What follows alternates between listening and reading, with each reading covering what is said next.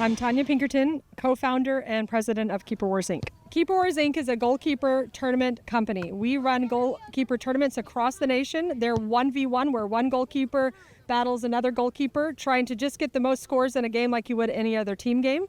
And this is a nationwide company, so we have had 22 events this year, for example, across the nation.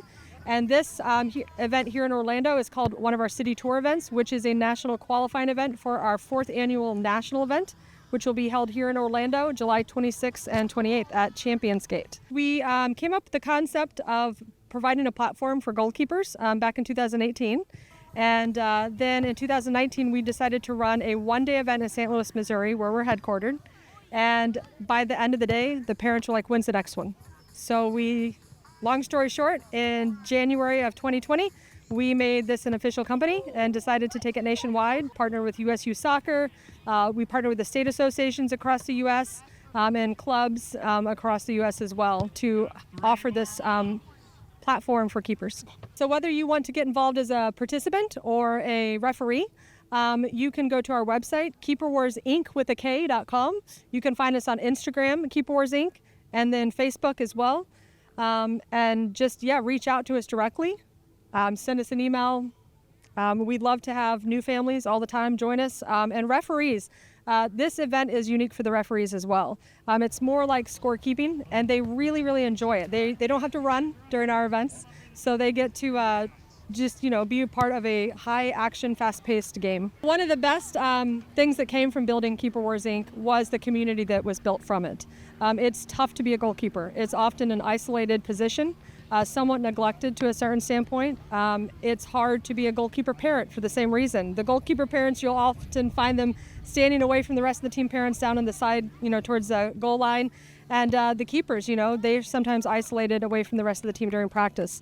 So the best part of Keeper Wars Inc. was we got all these people together, and at our first event, we saw these 12, 13 girls exchanging cell phone numbers. And so now we have families that travel across the nation to go to some of our events together. We had someone that, became college roommates after meeting at Keeper Wars Inc. from different states. But we have families that compete on average in 2 to 3 events a year, traveling to different cities to do this, and it's to be a part of the community. And so that's the best part of this. I'm Amy Fry. I'm Charlotte Fry. I'm from Cincinnati Cups. We actually stumbled onto Keeper Wars accidentally the first year they did it through Facebook. And we were just like, boy, this looks like just a lot of fun and a great thing to kind of do as a goalkeeper. It's like Tanya said, it's very isolated. And this seemed like a fun weekend thing to do. And we've been coming ever since. It really has improved her reaction times. I think it's the best training in the world for PKs for any goalkeeper. And I think the sense of community between the families, the goalkeepers, the support system has just increased her confidence both in and out of the net. Absolutely. I think everything about Keeper Wars, it projects a lot about what a keeper learns. It really challenges you mentally, which I really like. Like, you have to keep a calm and collected motive throughout your match. And I like how you play multiple matches in a day, so it can really go either way. You can either go really well or have a rough match, which you're always going to have those. But I think having that many matches per day, it really helps increase that keeper's confidence and really increases their hope that they can do better that next match. I'm Simon Date. I am the executive director of Oregon Youth Soccer. Yeah, I think, having this event, you can just see from the families around here in the community, goalkeepers are often a position and that is lonely on the field. It's a real community-based position. You can just see, like I said, some of these families haven't seen each other in months, sometimes years. So it's, they realize, the families as well realize what they go through on a field. Same as like a pitcher in baseball, it can be a lonely position. So it's great to see this community event.